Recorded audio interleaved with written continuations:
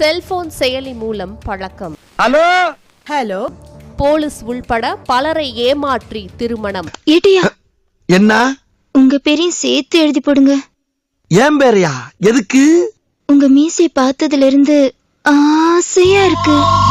லட்சக்கணக்கில் பணம் பறிப்பு. திருப்பூர் மாவட்டம் தாராபுரத்தை சேர்ந்தவர் மகேஷ் அரவிந்த். Hello hello.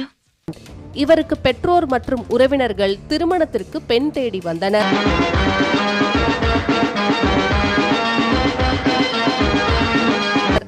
இந்நிலையில் கடந்த 6 மாதங்களுக்கு முன்பு செல்போன் செயலி மூலம் ஈரோடு மாவட்டம் கொடுமுடியை சேர்ந்த சந்தியா என்பவர் மகேஷ் அரவிந்துக்கு அறிமுகமாகியுள்ளார்.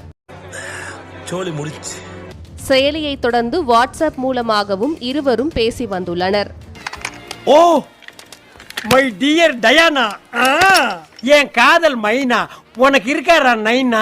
அப்போது தனது திருமணத்திற்கு தமிழ்ச்செல்வி என்ற இடைத்தரகர் வரன் தேடிக் கொண்டிருப்பதாக சந்தியா தெரிவித்ததோடு, யார் இந்த டிராவலாவாயா? பாக்குறதுக்கு பொம்பளை புரோக்கர் மாதிரி இருக்கா? இவன் உண்மையான புரோக்கர்ரா. இவனுக்கு பொண்ணு பாத்திருக்கேன். பொண்ணு பாத்திருக்கியா? தமிழ்ச்செல்வியையும் மகேஷ் அரவிந்துக்கு அறிமுகப்படுத்தி உள்ளார். ஹாய். திடீர்னு எங்க அப்பா இந்த ஏற்பாடெல்லாம் பண்ணிட்டாரா? இருவரும் பழகி வந்த நிலையில் பிடிச்சிருக்கா? பிடிச்சிருக்கு. இதையடுத்து தமிழ்ச்செல்வி தலைமையில் பழனி அருகே உள்ள ஒரு கோவிலில் சிம்பிளாக திருமணம் நடைபெற்றுள்ளது. திருமணத்திற்கு முன்பு சில வாலிபர்களுடன் ஆற்றங்கரை ஓரத்திலேயோ அல்லது செடி கொடிகளின் மறைவிலேயோ அரசல் புரசலாக சில கசமுசாக்களில் ஈடுபட்டிருக்கிறார்.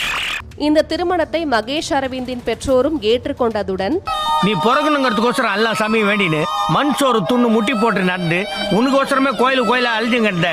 இந்த லோகநாதன் உனக்கு தெரியல 12 பவுண்ட் நகையையும் சந்தியாவுக்கு வாங்கி கொடுத்துள்ளனர். சொக்க தங்கம் ஜுவல்லரி, சொக்க வைக்கும் ஜுவல்லரி. 3 மாதங்கள் கடந்த நிலையில் சந்தியாவின் நடவடிக்கையில் மகேஷ் அரவிந்துக்கு சந்தேகம் வரவே,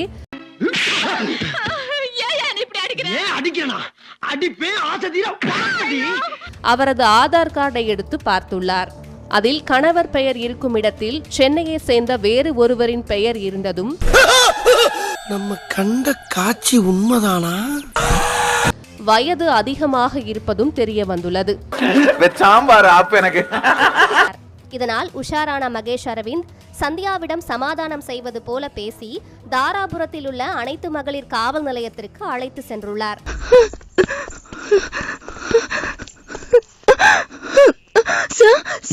என்னம்மா ஏன் பதற? என்ன ப்ராப்ளம்? அங்கு விசாரணை சென்று கொண்டிருக்கும் போதே சந்தியா அங்கிருந்து தப்பி உள்ளார்.